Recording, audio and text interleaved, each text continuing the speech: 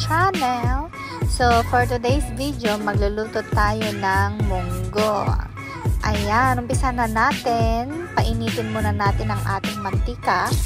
At isunod na natin ang ating garlic, onion, at saka ginger. Guys, pinagsabay-sabay ko na silang tatlo. Ayan, medyo okay na guys. Isunod na natin ang ating pork. Nilagyan ko din pala yan ng konting suka, black pepper, at saka magic sarap. Ayan guys, halu-haluin muna natin. Lutuin natin ng konti. Ayan, bigla akong nagluto ng munggo guys kasi nakita ko silang Lea Mar, nag-premiere siya dati ng munggo. Which is, naisip ko meron pa pala akong natitirang munggo sa aking mga family last time. So, naisipan kong iluto yung aking munggo. So, kulang yung ating ingredients, okay lang. Tapos, pag medyo okay na, guys, lagyan ulit natin ng tubig. Yung usually lagi kong ginagawa. Gusto ko luto yung ating pork ng gusto. Ayan. Pakuluan lang natin, guys. Tapos, ating takpan ng ating karne. Ayan.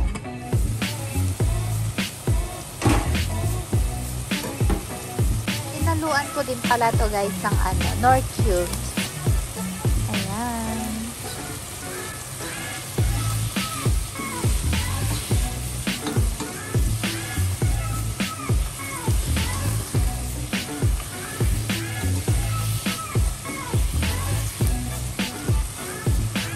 At yan nga, lalagyan ulit natin ng tubig para maluto ng gusto yung ating karne.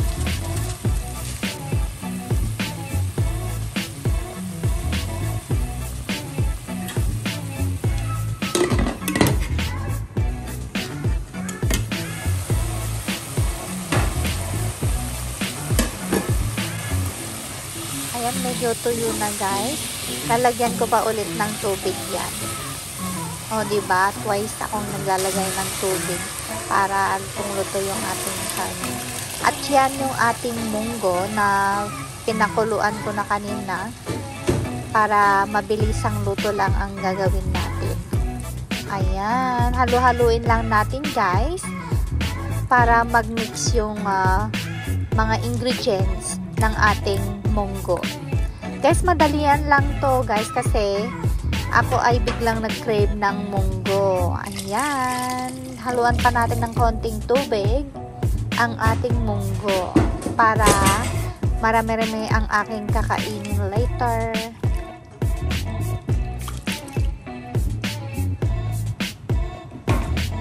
Takpan natin ulit guys at pakuluan natin yung ating munggo. Ayan, kumukulo na guys ang ating munggo. Pakuluan nating mabuti. Ayan. Inaluan ko din ulit ng kaunting asin, magic sarap. At syempre, isusunod na natin yung ating talong. Yes guys, talong. So, today ang aking munggo ay walang kamatis at saka ampalaya kasi wala akong time bumili. Yan lang yung mga available ingredients na meron ako sa aking fridge. Ayan guys. Pero meron naman akong pechay at saka kangkong. Inalo ko guys sa ating munggo. Ayan.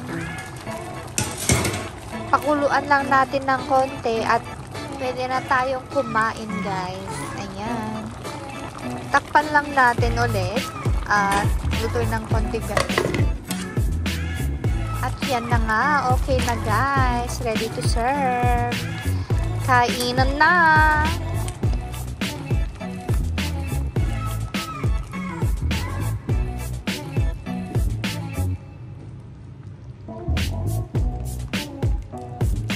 Ayan yung ating munggo ala heads.